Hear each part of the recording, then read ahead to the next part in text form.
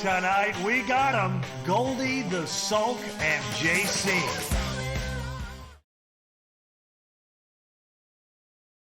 And boy, I mean, you talk about, our childhood. The Eat It video was such a stunning. We have to spend some time on this. Please go a little bit of time, because I think, when you're a kid, and as I was suburban Boston, and Alec and I have talked about this, that comedy used to be very hard to find, and you would have to seek it out. It's not like today where you just go, I'm going to go on Twitter and mainline, and so the process of finding it was part of the joy, and that's what made you a nerd, is like your ability to scare up comedy. Yes, and so I don't even know how I became aware of the song first, but so I had this cassette that I probably took my allowance and rode my bike to buy, and then I heard like V66, which was like local MTV. Had this video of Eat It, and when I saw it, I was just like, I didn't at first. I was like, I don't even understand what I'm watching, because like he took the Beat It video, but it's funny. Like I was just like, hang on, like there was no one to talk to, but I'm like, hang on, this changes everything. There's a video of a video I know, but instead of serious, it's now funny. And so I was just like, I need to see this again, but of course there's no way to do that other than like, now I'm going to sit here like I'm on a stakeout with a bunch of sandwiches in the dark and wait for this thing to come back on, because I'm like, I think I dreamed it or something. Like I hadn't seen anything like it. So I like when the garage door goes down and it hits it, I was like, and I'm a comedian now, and I think I've written to you on email before. I don't know if you remember that. I was like, this was like a huge moment for me. Yes. That you could take things were serious and do a funny version of them. And I imagine like all across America, there were people isolated in their bedrooms having our age, having like this similar, it's like my Proust Madeline's is Eat It. Honestly.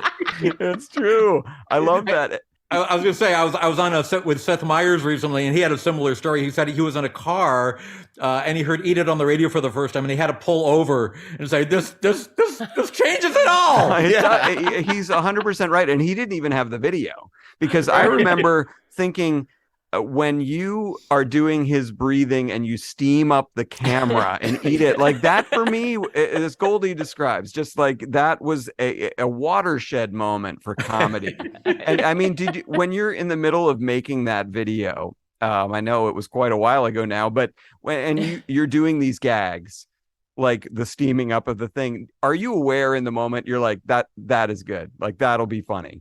Well, you hope. I mean, that's during the writing process. You're writing it out and you're storyboarding it, and you think, oh, well, hopefully this will work.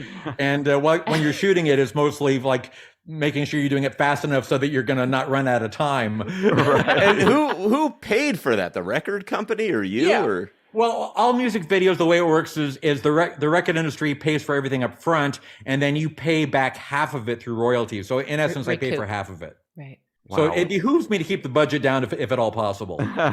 Well, that video, and it's funny because in looking back at your stuff, and of course, so much of it I remember from my childhood, there was one that I feel like it doesn't quite get talked about enough, but is just so funny to me. And I'm just wondering if you have any specific memories of living with a hernia. Oh my God. And that Living in America parody with living with a hernia. And I remember as a 12-year-old kid, just dying laughing at that. Like what brought that one on? Other than the song itself, obviously. James Brown was on my record label, which was Scotty Brothers Records. He was another big artist. And I don't think they strong-armed me into doing the parody, but they thought it would be a great idea if I did a James Brown parody. And I thought living with a hernia was maybe a bit of a stretch, but I thought, that could probably work. I went to the library. This was before the internet still. Yeah. I went to the library and researched hernias for a week. and then I worked with a dance choreographer, because even, the joke, again, like with the Michael Jackson video, the joke is like, I'm not a dancer at all, but I'm trying really hard. Yeah. Really trying to dance like Michael Jackson, James Brown. It totally worked.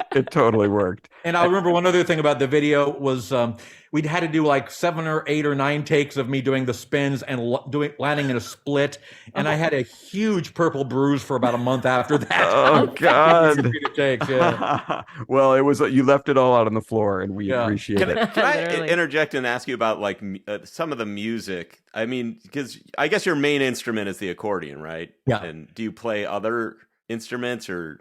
Not well. I mean, on stage I'll play a harmonica and various other kind of like percussion instruments, but I never learned how to play the guitar. If you ever see me with the guitar in my hands, it's totally a prop. Because I've got a great guitar player in my band. He's been with me for 40 years, and I kind of never really had any need to learn. So I fake it badly. If you watch any music videos where I'm holding a guitar, it does not look real. As a musician and just the art of music, and like as someone who plays the guitar every day, do you find you're still improving at accordion and finding new things and new joy? Or did you sort of like, is accordion something where you play it for 3 years and you're like, got it, now I can just nail this proficiently and do it? Like, I really don't know anything about accordion other than, I mean, I've seen it.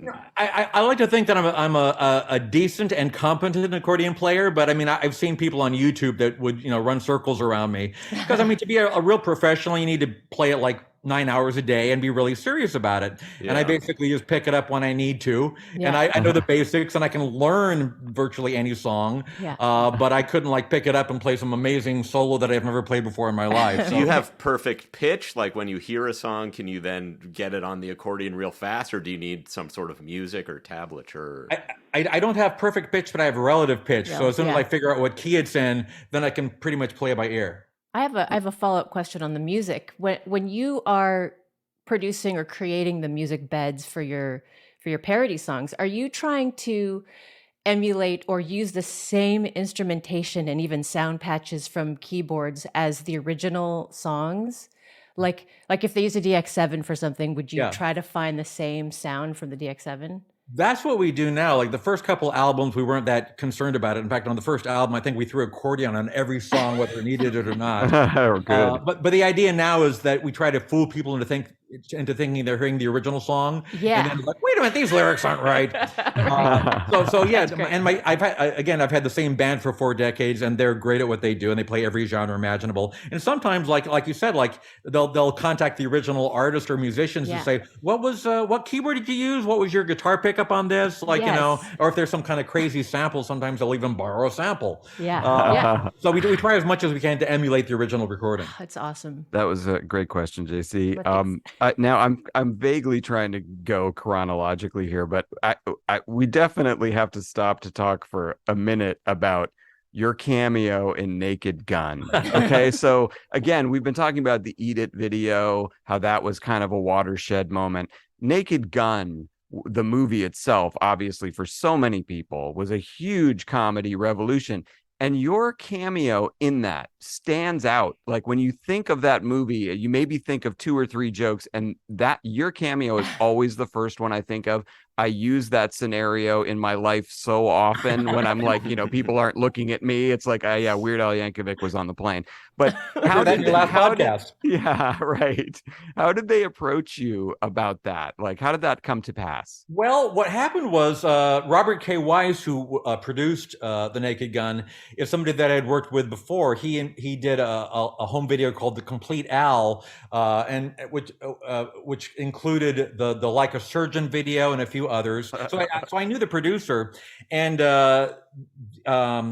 Police Squad, the 6-episode series that inspired The Naked Gun, was my favorite TV show of all time. I just thought it was the most amazing show. And when I found out that Robert K. Wise was going to direct or going to produce a movie based on the TV show, I contacted him and I said, Bob, I'll do craft services. I'll be in the crowd scene. I don't care. I want to be somewhere on set. Put me in the movie somewhere. And I guess he told the directors, and they wrote that scene for me. And it's such a great joke. I mean, not to deconstruct why it's so funny, but in short, you are making fun of yourself.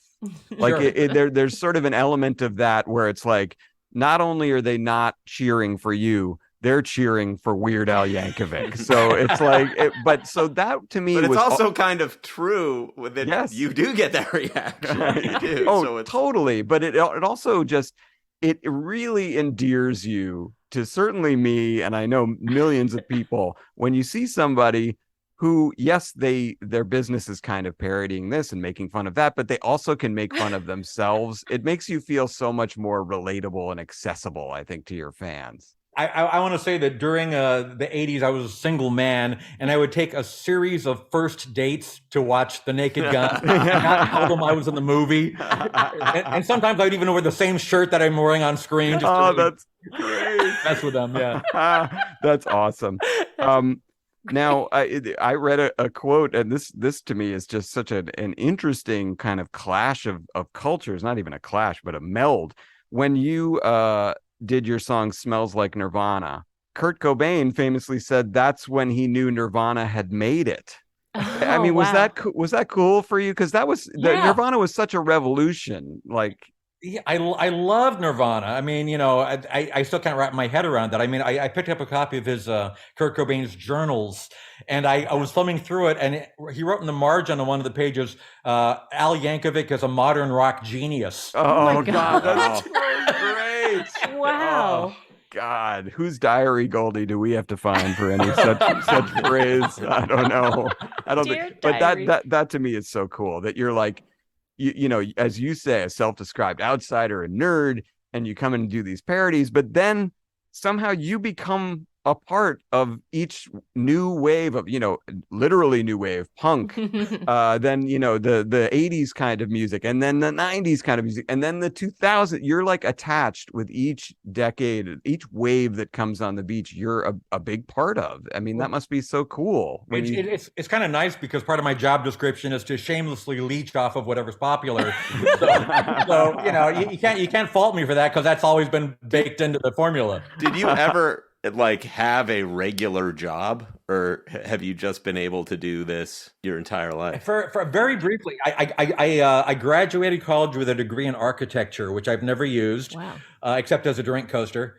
And I worked for 2 years at Westwood One, which is a radio syndication company. I was in the mailroom for a while. And then I had a boring desk job in the traffic department. And I remember I gave my notice the day that I went to the post office to pick up the mail, and a Billboard magazine was sticking out of the bag, and I opened it up, and one of my songs was in the Billboard Hot 100. Oh my God. Maybe I should be Weird Al full time. Maybe I should. That's wow. That's the Whoa. perfect time to hand in Yeah. your notice. What a cool moment for you know. that must have been. That's awesome. Did you tell them about that, or were you just like, I'm leaving? I'm out of here. Throw it They gave me 2 weeks. Look at this, suckers. So now I just want to, because this is ostensibly a writing podcast, so I want to highlight here one of your lyrics, which I think is just so awesome, well constructed. And then maybe we can talk for a minute about your writing process. So the song is Amish Paradise, you know, based on Gangster's Paradise. It's a hilarious parody song. The very first line of that, I'm just going to read it out here. It is so funny. As I walk through the valley where I harvest my grain, I take a look at my wife and realize she's very plain. And so when you are going to work on a song like that, do you have the title when you hear Gangster's Paradise, you think to yourself, Amish Paradise, and then you're kind of off and running? Or how does that work for you when you sit down to write something like that? Yeah, I can think of 100 bad ideas for a song parody, and hopefully one of those ideas will actually be good. But as soon as I thought of Amish Paradise, I thought, oh, that's my single. I got to do this. Yes, you were right. Because I immediately thought of, like, you know, these Amish people living in the Badlands of Lancaster, Pennsylvania, and acting like gangsters. Yes. And yeah, it was. And then I watched the movie Witness several times for research. Yeah. Oh, great movie. And then I just started like riffing on ideas, like, you know, what it means to be Amish and what it means to like be proud of that lifestyle and be braggadocious about, you know, living the simple life. Yeah. Well, Do you bounce it off anyone, or do you just sit in a room and kind of go at it? It's mostly by myself. I mean, if anybody will come into the room, I'll ask them what they think, and if they don't like it, I'll go, "What do you know?" You know. So and does it, have you found over the years that you have that writing a song parody takes it typically a certain length of time, or does it vary? If I'm on a deadline, I generally give myself a week per song. Which, you know, when I first started out, Another One Rides the Bus was literally written in like 20 minutes because I just dashed it off because I didn't think I'd be playing it on stage 40 years later. For Tom Snyder. Oh, this will be fun for the Dr. Demano show. It'll be fun. So now that I know people actually care what I do, I'll spend at least a week, sometimes more. And I can write quicker if I need to, but that's usually what I give myself.